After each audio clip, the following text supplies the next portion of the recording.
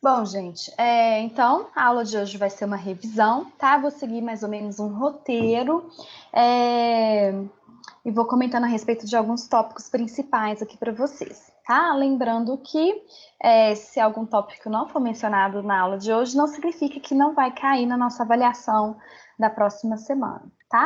Então, a primeira questão que eu coloquei aqui para vocês, para a gente diferenciar os organismos unicelulares e os organismos pluricelulares, tá? Foi uma das primeiras aulas que a gente teve. Então, eu estou colocando aqui para vocês, né? Foi na aula de citologia, do estudo das células, né? O que a gente definiu nessa aula? Que as células são as unidades funcionais, as unidades básicas ali dos seres vivos, tá? A gente tem esse nome de célula por causa desse pequeno quadradinho, pequena célula, né? Por isso que a célula recebeu esse nome quando uma cortiça ela é, né, de árvore, a casquinha da árvore foi observada ao microscópio, tá? E aí a gente teve, a partir de então, a teoria celular, que é a teoria que todos os seres vivos são formados por células, tá? Então a pergunta foi diferenciar organismos unicelulares de organismos pluricelulares, tá? Então esses organismos unicelulares são esses seres vivos, tá? Que são formados por uma única célula, tá? Por exemplo, bactérias, algumas algas, alguns protozoários, tá? Então a célula como um todo é capaz de realizar todas as atividades desse ser vivo, tá? Todo o metabolismo, tudo que ele precisa para sua sobrevivência é realizado aí por uma célula só. E os pluricelulares, gente, são organismos aí formados pela união de várias células. Aqui eu estou mostrando um tecido, né, que seria ali a união de várias células no nosso organismo, tá? Então, os vegetais, os animais, os seres humanos, né, somos todos formados ali por junções, por a união de várias células, formando órgãos, formando os nossos tecidos, tá? Então, essa é a diferença básica desses organismos unicelulares e os pluricelulares, que foi aí a primeira perguntinha que eu fiz para vocês, tá? Então, nessa aula, gente, a gente verificou as diferenças das células eucariotas e das células procariotas, tá? A gente viu, né, a riqueza de organelas nas células eucariotas, né? As células eucariotas apresentam muito mais organelas do que as procariotas, tá? Na procariota, a gente tem ali os ribossomos, né, que é a organela comum da célula eucariota, que é a célula responsável pela síntese proteica, tá?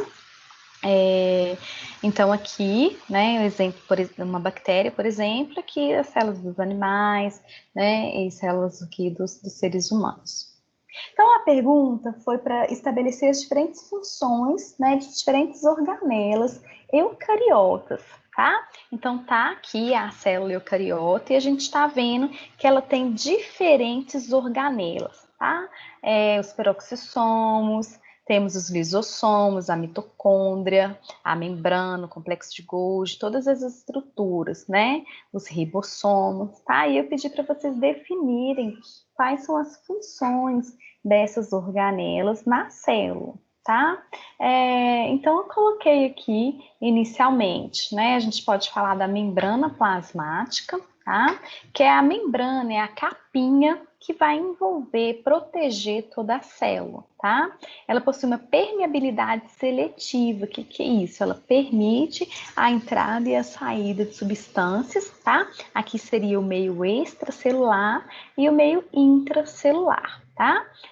É composta por fosfolipídios, né? Uma bicamada lipídica associados aí a proteínas e alguns carboidratos, tá?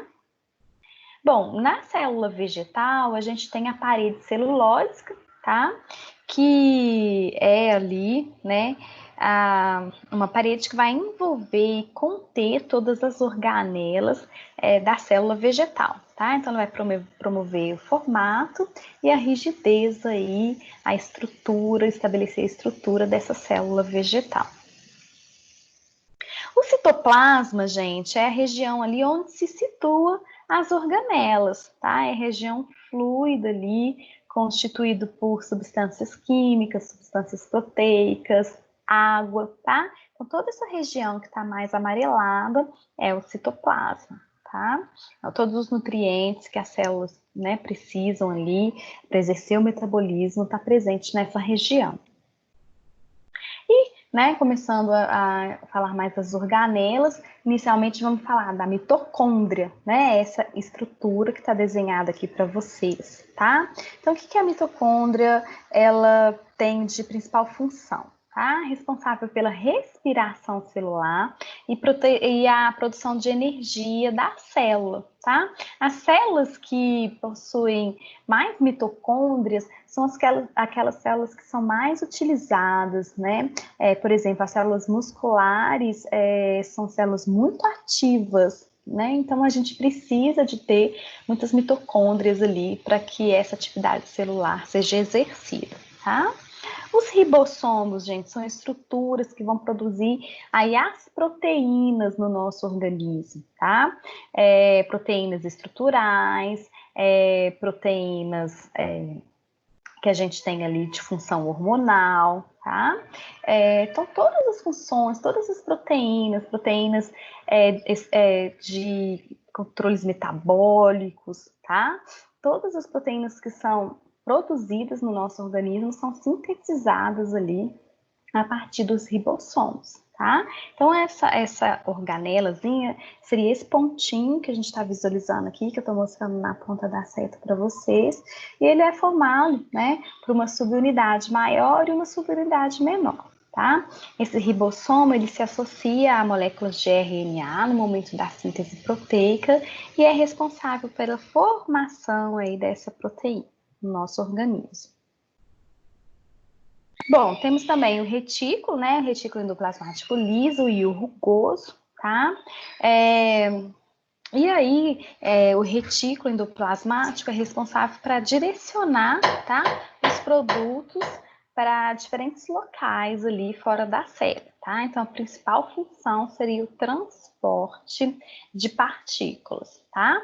O retículo liso também faz esse transporte, essa distribuição de partículas, dentro e para fora da célula, mas a diferença principal é que no retículo endoplasmático rugoso, a gente tem a associação, né, dos ribossomos aqui na superfície, que seriam esses pontinhos que são visíveis aqui, tá? Já no retículo liso, a gente não tem a participação e a associação desses ribossomos na superfície. O complexo de Golgi, tá?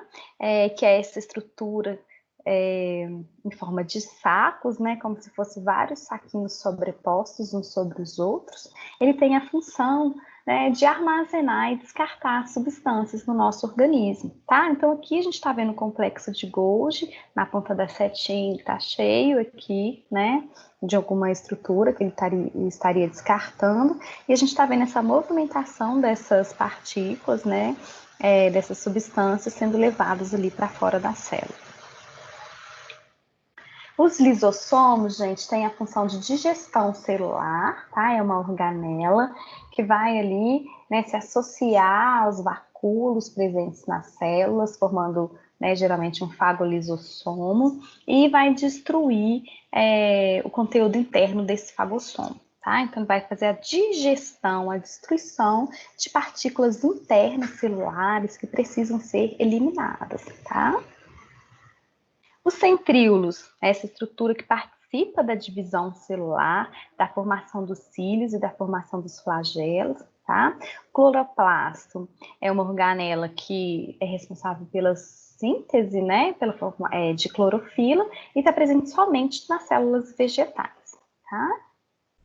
O núcleo, gente, é a organela que vai regular toda a função da célula, todo o metabolismo celular, tá? Ele é portador aí de todas as características que são hereditárias, tá? Da célula, que são coordenadas ali, né? Que são responsáveis pelas atividades do metabolismo celular, tá? Então, aqui a gente tem o núcleo, ele tá, né, em azulzinho, e a parte mais interna do núcleo, tá? Essa parte em azul escuro é o núcleo, tá? Que é uma região concentrada de RNA, tá? a carioteca, que é a membrana que vai envolver, né, ali o núcleo, tá, nas células eucariotas, o nucleoplasma, que é essa substância fluida que fica no interior do núcleo, tá, e o material genético, que também pode ser denominado de cromatina, tá, nada mais é do que a fita de DNA, a molécula de DNA, tá? Essa cromatina ela pode estar mais condensada ou menos condensada, dependendo do grau ali de evolução celular, se a célula está prestes a dividir ou não, tá? E aqui o nucleolo que eu falei para vocês, onde a gente tem a maior concentração de RNA e é uma região importante no mecanismo de síntese proteica. Bom, pessoal, daí a segunda pergunta que eu fiz, tá? Professora, Oi, pode falar. você pode repetir cromatina? DNA, tá? É o quê? É a fita de DNA, também é denominada de cromatina, tá? É o material genético da célula, tá? Ok? Tá. Aqui, e a questão da carioteca? Onde que fica? Carioteca é a membrana que vai envolver o núcleo. Tá vendo a pontinha da seta aqui? Tá? Isso aqui tudo é um núcleo, tá? Então, Sim. a carioteca é essa membrana que vai envolver o núcleo aqui, tá? É presente somente nas células eucariotas, tá? Nas células procariotas não tem essa presença de carioteca, essa membrana que está envolvendo o núcleo, tá? Nas células procariotas, o material genético fica soltinho lá no citoplasma. Tá? Você fala essas ramificações aí, né? Não, essas ramificações não. Tá vendo essa parte azul, onde tô pondo a ponta da seta? Sim, né? sim. É essa membraninha azul mais escura, ó. Não, beleza. Tá? É a membrana mesmo que contém todo o material genético que vai envolver ali o núcleo da célula, tá? É como se fosse a membrana plasmática, mas é lá dentro que está envolvendo o núcleo, tá? É uma membrana. Não entendi. Beleza, obrigado. Tá? Gente, aí a segunda pergunta, né, foi relacionada a essa aula aqui, né, que a gente está falando mais a respeito de células procariontes. Alguém está abrindo o microfone aí, tá querendo falar? Tá? Essa então, aí é a segunda pergunta? A terceira. Ah, Deixa eu ver aqui. Isso, a terceira, tá? Definir a função dos esporos da cápsula celular bacteriana. Tá? Então, seria nessa aula aqui, na aula que a gente tá conversando a respeito das células procariontes, tá? E aí, eu pedi para falar da cápsula e dos esporos, tá? Então, revisando aqui, né, a gente tem as bactérias, que são organismos procariontes, né? Então, já são aqueles organismos que não são tão desenvolvidos, que são pobres em organelas, são seres unicelulares, tá? A gente pode ter diferentes formatos ali nessas bactérias, em cocos, estafilococos, streptococos, né? A gente pode ter bactéria em formas de bacilos, vibriões, tá? Diferentes morfologias, tá? Esses nominhos não vai cair na prova não, né? Pelo amor de Deus. Acho que esses não, especificamente, tá? Bom, não sei, viu? Pode até ser que eu tenha falado aqui essa questão da morfologia, tá? Eu não, já fiz prova com Sim. esses nomes para citar todos. Mas eu fazeria uma questão básica, assim, só para falar uma morfologia básica, tá? Sério, não? Bom, gente, e aí as estruturas ali que estão mais relacionadas né, à proteção da bactéria, né? A proteção aí dessa célula procariota, tá? Então seria a cápsula que está aqui, né? A gente tem a membrana plasmática, que é essa região que está em amarelinho mais claro aqui, é a membrana mais interna, e externamente, né, a essa membrana, a gente tem a parede celular, também é presente aqui nas bactérias, tá? E depois, algumas bactérias possuem cápsula, tá? Que é essa terceira camada. Então, a gente vem de dentro para fora. 1, 2, 3, tá? Nem toda bactéria possui essa cápsula que eu tô aqui conversando com vocês, tá? Então, a cápsula, gente, é uma estrutura bacteriana responsável pela proteção, tá? Vai fazer ali com que impede, né, na verdade, que ela tenha desidratação, faz com que ela resista mais a ambientes que são mais hostis, que não são favoráveis à sua sobrevivência e à sua colonização, tá? Então, bactérias que possuem cápsulas são mais virulentas, né? Lembrando que esse termo de virulência não é relacionado a vírus, né? E sim a capacidade ali da bactéria de resistir a ambientes hostis, a fatores do meio ambiente que ela se encontra, tá? Então, aqui mostrando sigo o experimento para vocês, né, onde a gente tem a diferença do comportamento, né, de uma infecção com uma bactéria capsulada e uma bactéria não capsulada, né? No início, aqui que está em vermelho, eu estou demonstrando um experimento que eu estou fazendo, né, uma inoculação de bactérias que são vivas, né, capsuladas, mas que sofreram algum tipo de lise, tá? Então, o fato aqui da bactéria possuir a cápsula vai promover a morte ali nesse experimento do camundongo, tá? Em contrapartida, quando a gente pega alguma bactéria viva, né, mas que não tem essa cápsula, o camundongo às vezes sobrevive a esse processo de infecção, tá? Então aqui estou só ilustrando a questão da virulência, né, do potencial de promover mortalidade, promover doenças das bactérias que são capsuladas, tá? Outra perguntinha foi a respeito dos esporos, né? Nessa mesma pergunta, na verdade, né? Eu pedi para definir a função da cápsula e dos esporos, tá? Então, esse mecanismo, gente, de esporulação, né? É um mecanismo onde a bactéria, ela adquire membranas a mais, né? E descarta parte do seu conteúdo, né? O conteúdo que ela não está utilizando para conseguir ali se estabelecer num ambiente que muitas vezes não é favorável à sua proliferação e à sua sobrevivência, tá? Então a gente está podendo perceber inicialmente aqui, tá? Que uma cápsula a mais, né? Uma parede a mais é formada. A gente tem aqui inicialmente duas, né? Paredes, a membrana plasmática e a parede celular, ela secreta uma nova membrana, tá? E aqui no final, esse esporo, né, ele tem 1, 2, 3, 4. Ele tem duas membraninhas a mais do que a formação inicial. Então, ele tem substâncias a mais de proteção, que essa membrana ela atua como uma proteção, né? E ela descarta parte do conteúdo, tá vendo? O esporo, ele ficou pequenininho, né? Com isso, o seu metabolismo, a sua atividade pode ser reduzida, né? Nesse momento que a bactéria precisa de permanecer e se encontra em condições desfavoráveis à sua sobrevivência. Certo, pessoal? Alguma dúvida? Aqui? Essa bactéria aí, professora, é a nível de infecção, não é? Não, na Ou verdade, não? né, pode ser em processo infeccioso, mas esse mecanismo de esporulação, né, a bactéria faz isso para se proteger de um ambiente que está desfavorável, tá? Não necessariamente ela vai estar ali infectando, né, algum indivíduo, algum animal, tá? Não Beleza. necessariamente num processo de infecção. Bom, gente, e aí? Pode falar.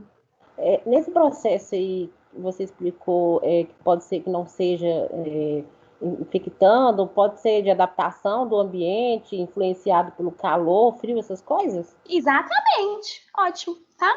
É exatamente isso. Às vezes temperaturas elevadas, temperaturas muito baixas que não são favoráveis, tá? Faz com que a célula possa fazer isso para se manter por um tempo, até que a condição esteja favorável ali para sua proliferação, para sua colonização, tá?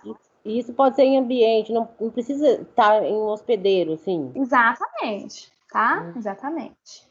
Ok. Então, gente, agora eu pedi, né, para diferenciar as células gram-positivas e gram-negativas, tá? Então, eu coloquei aqui a questão do gram, tá? O gram é um método de coloração, tá? Onde a gente vai utilizar corantes, né? Principalmente a fucsina, o corante cristal violeta, tá? Para promover a coloração dessas células, tá? Então, o GRAM é uma forma que a célula se comporta frente a esse mecanismo de coloração, tá? E essa questão dela ser gram positiva ou gram negativa está relacionada com essa parede aqui, que é o peptídeo glicano, tá? Na célula gram positiva, a gente tem esse peptídeo glicano mais espesso, tá? Isso faz com que a capacidade dessa célula absorver o corante seja maior. Então, por isso que quando a gente joga o corante na célula, ela absorve mais, se torna roxa. E aí a gente chama de gram positivo, tá? Ela teve bastante capacidade de absorver esse corante. E as células gram negativas, essa camada de peptídeo glicano é menos espessa, né? É mais fininha e, além disso, ela tem uma camada extra de membrana, né? Isso, na hora que a gente joga esse corante em cima da célula, faz com que ela tenha menos capacidade de absorção do corante e aí a gente fala que é uma célula gram negativa, tá? Então, quando a gente observa ao microscópio, né, tem essas diferenças. A gram positiva, ela é visualizada ali roxinha, e a gram negativa, né, é um rosinha claro. É importante lembrar aqui que o corante foi o mesmo, a metodologia de coloração é a mesma, tá? Mas é o comportamento da célula. Então, quando a gente absorve pouco corante roxo, aí eu falo que fica tipo esse rosinha meio claro, um rosinha mais desmaiado. E aqui a coloração fica vívida nesse roxinho escuro, tá?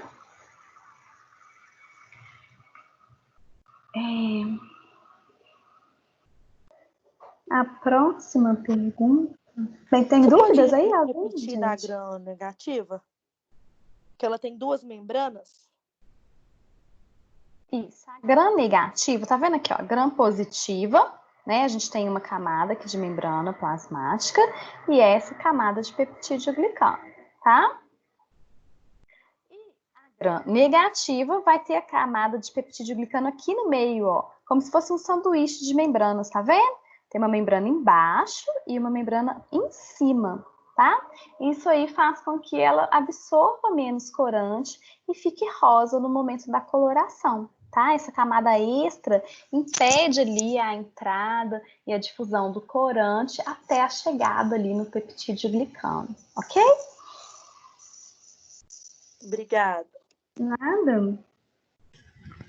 Deve Bom, ser gente, bacana ver isso no microscópio, né? pois é, nas aulas práticas eu faço coloração, tá? Vamos torcer aí que a gente volte logo, porque é uma das aulas práticas, tá? Que eu faço, né? Assim, assim que a gente voltar, a gente vai dar um jeitinho de fazer. Essa aula prática é muito legal, tá? Eu deixo vocês pegarem o corante. Essa ideia. E às vezes, gente, eu peço para vocês tirarem a amostra da garganta de vocês, tá? Fazer um suave, às vezes eu faço com Yakult Teste também. de corante? É teste de corona, quer dizer? Não, não é teste de corona. Nem tinha corona antes. Mas é muito legal. Assim que a gente voltar, vai ser uma das aulas práticas que a gente vai fazer, tá?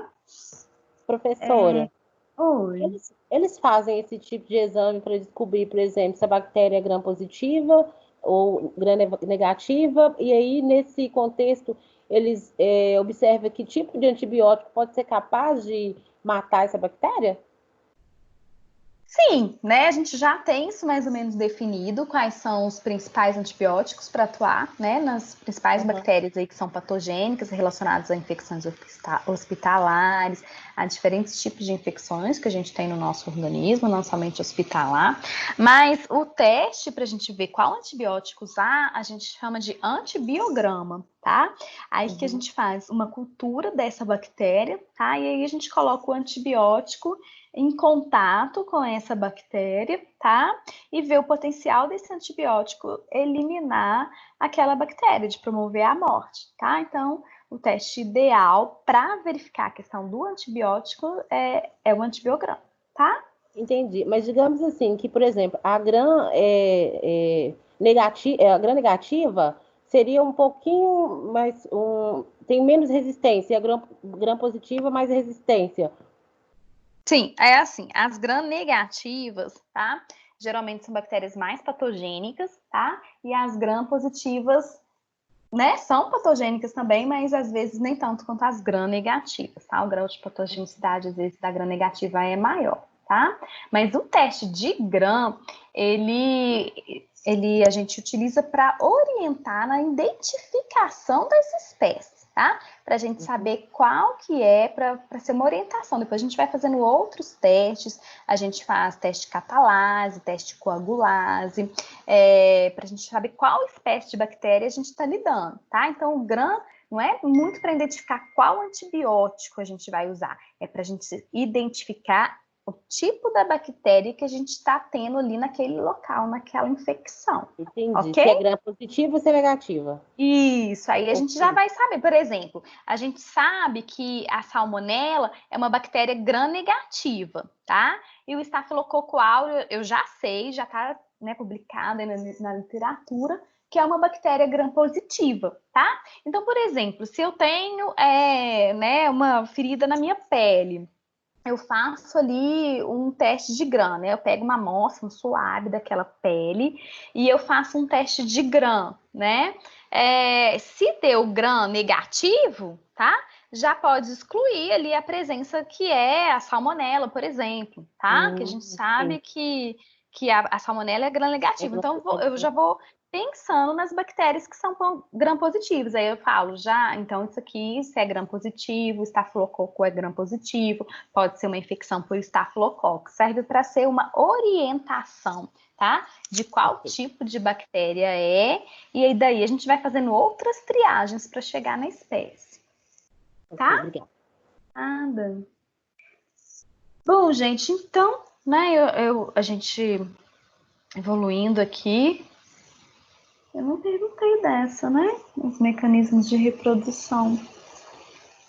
Gente, no questionário eu não coloquei esses slides aqui, ó, mas é bom dar uma olhada, tá? Então, quais são os mecanismos possíveis de reprodução bacteriana, tá? Então, inicialmente, a fissão binária, onde a gente tem a divisão ali ao meio, né?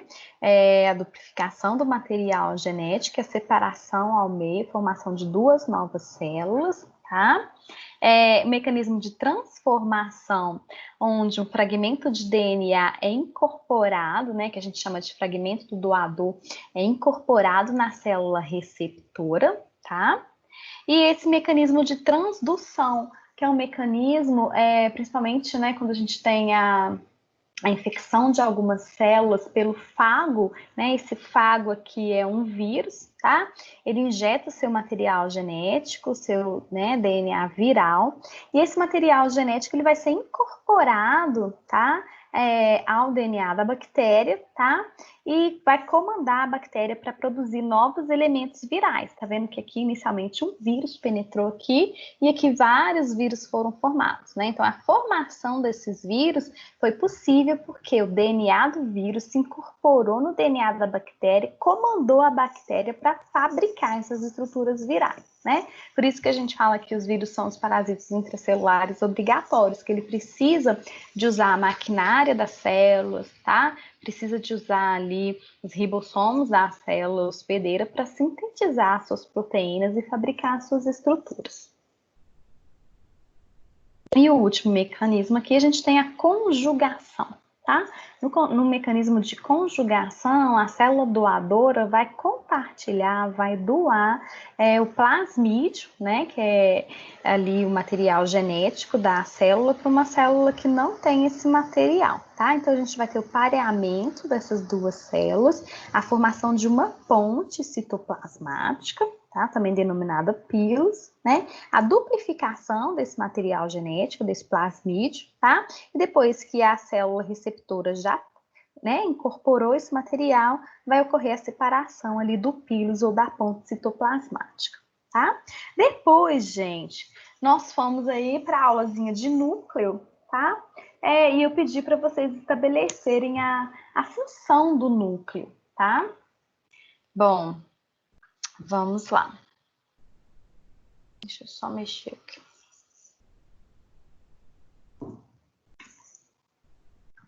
Então, gente, temos aí a aula de núcleo.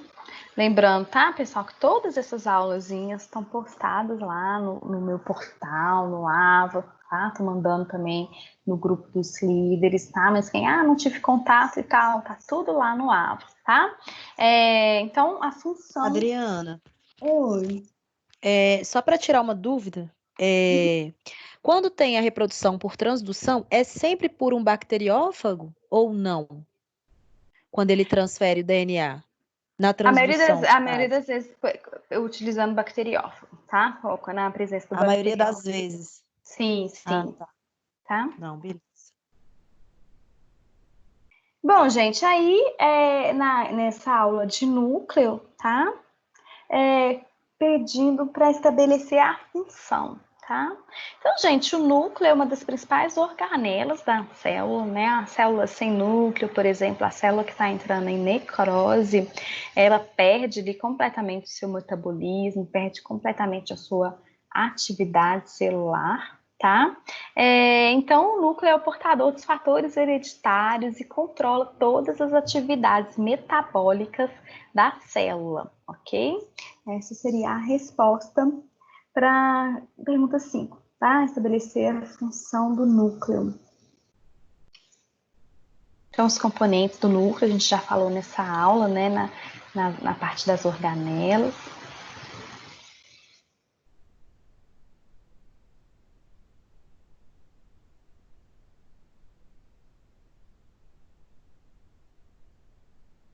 E depois, pessoal, a gente tem aqui, tá? Determinar os eventos presentes na transcrição e tradução, tá? O que é isso? Na formação das proteínas, na síntese proteica, tá? Então, né, aqui eu coloquei quais são as principais proteínas, né, diferentes funções ali no nosso organismo, como eu disse, enzimática, função hormonal, nutricional, né, os anticorpos, que são proteínas que têm finalidade ali, né, de proteger o nosso organismo, de desempenhar a resposta imunológica, né, as proteínas estruturais, proteínas de transporte, tá? Então, são diversas proteínas que a gente possui no nosso organismo, tá? E todas elas são sintetizadas, né? O que seria a síntese? A fabricação delas, né? São realizadas pelo ribossomo, que é essa estrutura que eu estou mostrando aqui na seta, né? Que está em marrom, tá? E aí, gente, definir os eventos presentes na transcrição e tradução, tá? Então, o que é a transcrição, né? É o processo ali no qual essa molécula de RNA, tá? É sintetizada, é formada, tá? A partir de uma sequência na fita de DNA, tá? Por que a gente precisa desse mecanismo, né? Os ribossomos, essa organela que faz a síntese proteica, não tem a capacidade de ler a informação que está na molécula de DNA, tá? Ele só consegue ler a informação que está na molécula de RNA, tá? Então, para isso, é necessário que haja uma transcrição, tá? Transcrição seria uma transformação, entre aspas, né? Onde a molécula de DNA, que é de fita dupla, ela é transformada em uma molécula de RNA, que estou mostrando aqui, de fita simples. Essa molécula, ela pode ser recebida pelo ribossomo e depois ser traduzida em proteína, tá bom, pessoal? Então, aqui é o que eu falei, né? Nesse processo de transcrição, a gente tem sempre a pareação, né, das bases nitrogenadas no DNA, adenina, timina, guanina, citosina, né? E na fita de RNA, as timinas, elas são substituídas por uracilas nesse momento de transcrição da molécula. E aí, gente, a fase de tradução, tá? Que eu pedi para vocês aqui, né? É quando essa fita de RNA, tá? É traduzida, né, em proteínas pelos ribossomos, tá? Então, para esse processo, a gente vai usar o RNA ribossômico, né, que é ali faz parte da composição dos ribossomos. A gente tem o RNA mensageiro, né, que é o RNA que foi transcrito, e o RNA transportador, né, que está aqui como uma forma de... Eles falam que é uma folhinha de trevo, né? Tem um formato de Tzinho ali, que vai transportar o aminoácido, tá? Então, gente... essa tradução, né, ela vai ter diferentes etapas, né? A primeira etapa que a gente chama de iniciação, né? Quando a gente vai ter a associação dos ribossomos aí à molécula de RNA mensageiro, tá? Então, essa tradução dessas proteínas, ela se inicia quando o ribossomo percorre a fita de RNA e encontra um códon de iniciação, que é o códon A ou G, tá? Depois a fase de alongamento, né, onde as bases nitrogenadas ali, né, os aminoácidos são incorporados, né, de acordo com o código que está definido na fita de RNA, né? Então essa fase é denominada de alongamento. Então a gente tem um códon e um anticódon, né? Sempre o códon que está definido aqui na fita de RNA define qual que vai ser o aminoácido que vai chegar e que vai se ligar ali formando essa proteína, tá? Então a gente vai, a partir do momento que os aminoácidos são incorporados, vai se estabelecendo uma ligação peptídica entre eles e a formação da proteína no momento final, tá? Depois todas essas unidades se dissociam e a gente tem a proteína livre aqui que foi formada no citoplasma. Bom, pessoal, depois eu perguntei para vocês a respeito da adaptação celular, tá? Então, depois dessa aula de síntese proteica, a gente teve essa aula de adaptação e morte celular, tá? E aí na pergunta 7, eu pedi para vocês, né, citar os diferentes tipos de adaptação, tá? Então... seria ali, principalmente, né, uma hipotrofia, hipertrofia, hipoplasia, hiperplasia e metaplasia, tá? Esses são os processos de adaptação celular, tá? E aí eu pedi para citar os diferentes eventos, né? Então, por exemplo, na hipotrofia, que é também denominada de atrofia, né? Quais são as principais características, eventos ali, né? A principal característica seria a redução no tamanho da célula, tá? A gente sabe que a gente tem uma preservação, né, do padrão morfofuncional, ou seja, a morfologia e a função da célula é mantida, tá? Mas o tamanho dela é diminuído. Geralmente, isso ocorre quando a utilização da célula é reduzida, tá? A gente tem menos demanda daquela célula. Então, ela joga para fora o seu conteúdo interno, né? Porque ela vai diminuir o seu metabolismo, para não precisar de nutrir todas as organelas internas, para reduzir o seu gasto energético, ela joga esse conteúdo para fora, tá? Então, esse material que está aqui, ó, que estou mostrando na pontinha da seta, é denominado de lipofuscina, tá? Que é o material que foi jogado para fora, é o produto que foi descartado da célula. A gente consegue ver isso numa coloração, numa biópsia, tá? Num corpo histológico. Então, a hipotrofia seria a mesma coisa que atrofia, tá? Então, pode perguntar, alguém ligou?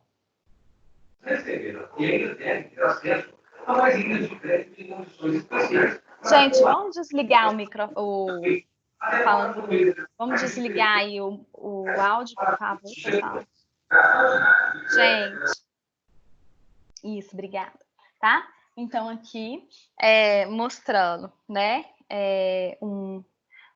as células ali do tecido muscular em atrofia, tá? Então, aqui, a gente percebe, por exemplo, quando a gente para de fazer atividade física, que a gente perde a musculatura, né? Então, isso ocorre porque as células entram em atrofia, elas estão ali em desuso e vão descartando o seu material, o seu conteúdo interno, tá? Ocorrem alguns processos patológicos, né? Por exemplo, atrofia neuronal em algumas doenças neurodegenerativas. A gente consegue perceber isso principalmente pelo aumento dos espaços ali entre os sulcos, né? Cerebrais ali. Então, as causas, principalmente desuso, quando a gente tem desnutrição da célula, né? Pode ser um fator hormonal, um fator relacionado a processos inflamatórios e a própria senilidade ali, né? Quando a gente tem envelhecimento das células, envelhecimento do indivíduo, a gente fala que acontece uma atrofia fisiológica, tá? Um outro tipo, né, de alteração aí, de adaptação celular é a hipertrofia, tá? A hipertrofia é o contrário desse processo de atrofia, tá? A gente vai ter o aumento do tamanho da célula, tá? Então, comparando, no caso, esse exemplo aqui com esse exemplo aqui, mostrando esse aumento de tamanho, tá? E aí, é o contrário, a gente tem um aumento de síntese de componentes estruturais, né? Aumento de síntese das organelas, tá? Então, a gente tem esse processo acontecendo, né, de forma fisiológica e de forma patológica, tá? Aqui, o aumento do miométrico, quando a mulher, né, por exemplo, está na gestação, o útero aumenta de tamanho, então a gente vai ter uma hipertrofia, o aumento de tamanho nas células, tá? E também pode ser a questão acontecer, né, num processo patológico. Então, por exemplo, aqui eu estou ilustrando na hipertensão arterial, uma hipertrofia do vaso sanguíneo, tá? Nesse exemplo aqui que eu estou mostrando com a seta, ocorreu uma hipertrofia. A gente consegue perceber isso porque a luz do vaso sanguíneo foi diminuída, tá? Então, quando a gente tem a diminuição da luz do vaso sanguíneo, a gente tem o aumento ali da pressão arterial. A hiperplasia, gente, seria o aumento do número de células no tecido, tá? Não o aumento, né? Não o tamanho da célula, sim o número, tá? Então, para que haja a hiperplasia no nosso organismo, a gente tem que ter um aumento ali da capacidade de divisão celular, tá? Para que essas células possam proliferar. Então, aqui eu estou mostrando essa comparação, tecido normal e um tecido com hiperplasia, tá?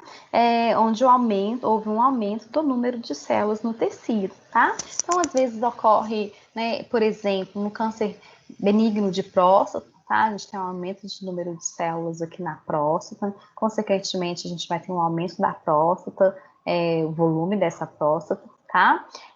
Por exemplo, quando a mulher está amamentando, né, na mama lactante, a gente tem uma hiperplasia, um aumento do número de células ali, que são as células secretoras, né, responsáveis ali pela produção de leite, tá? Depois, quando a mulher deixa de amamentar, a gente tem uma involução, a mama volta ao seu tamanho original, a gente chama de involução hormônio dependente.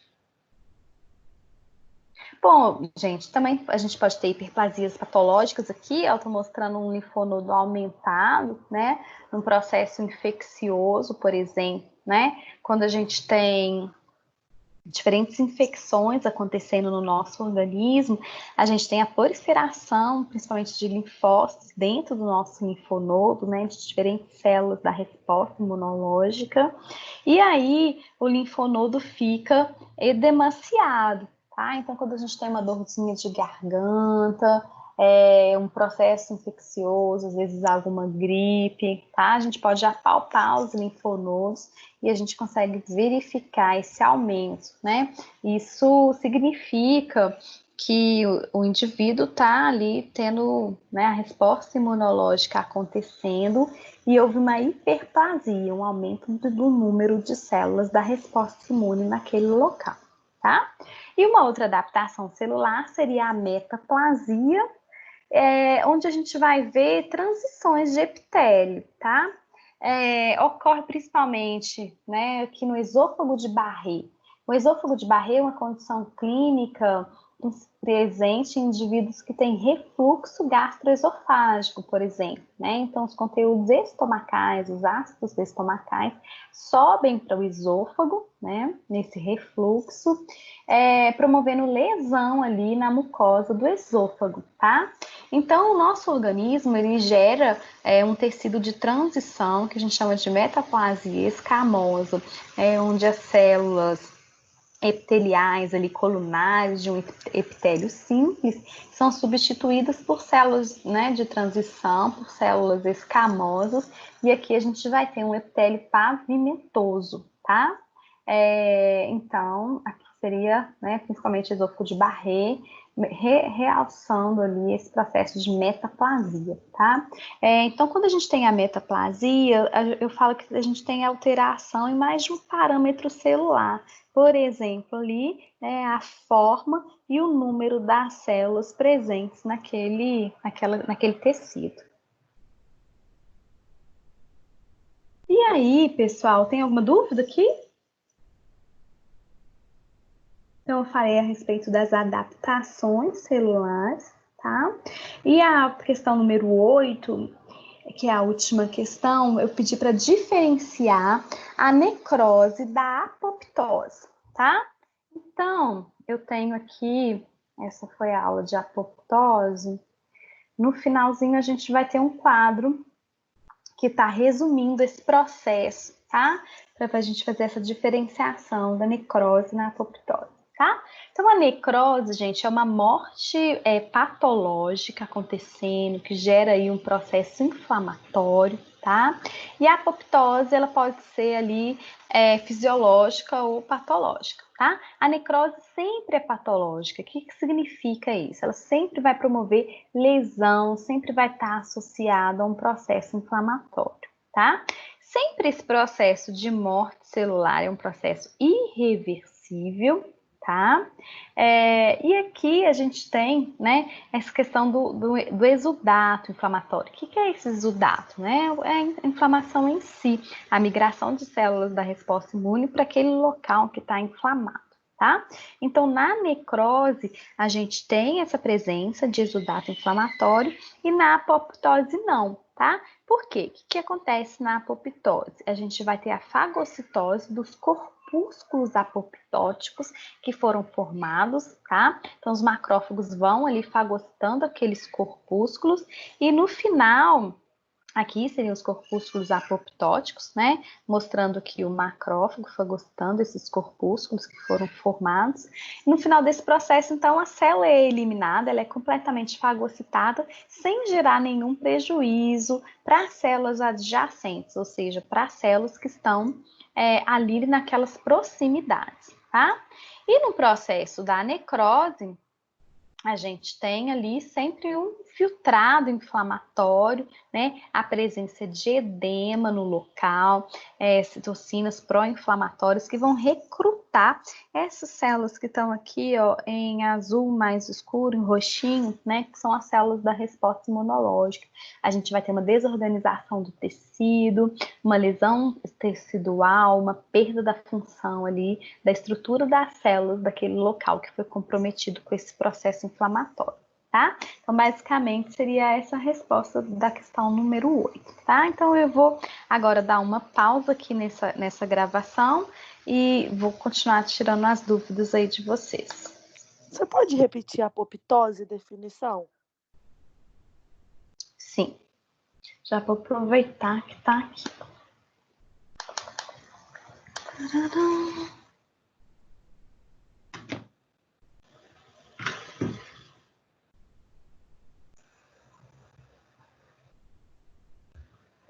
Opa. Então, gente, a apoptose é uma morte, tá? Celular, fisiológica, tá? Onde a gente tem a formação de corpúsculos apoptóticos, tá? Corpúsculos apoptóticos, que são esses brotamentos aqui, né? Que são formados pelas células, tá? Essa apoptose, ela é sempre dependente de energia, de ATP, tá? Porque a célula precisa de formar esses corpúsculos, tá? E aí, gente, é importante ressaltar que cada corpúsculo que foi formado, nele é presente um material genético, uma parte do material genético da célula, tá? Isso é extremamente importante para manter esses corpúsculos vivos, entre aspas, tá? Até o momento da sua fagocitose, tá? Isso impede a degeneração desses corpúsculos até que esses resíduos sejam totalmente absorvidos aí pelos macrófagos, tá? No caso da morte fisiológica, ela pode ter chance de se recuperar e voltar ao normal? Olha, depois que a célula entra em morte, tá? A morte é um processo irreversível, tá? Tanto a Entendi. apoptose quanto a necrose, tá? Essa questão de voltar ao normal, a gente tem ali no momento da adaptação celular. As adaptações são processos reversíveis, mas a morte celular não, é um processo irreversível, Ah, tá. Obrigada. tá? Tá. Oi. Oi.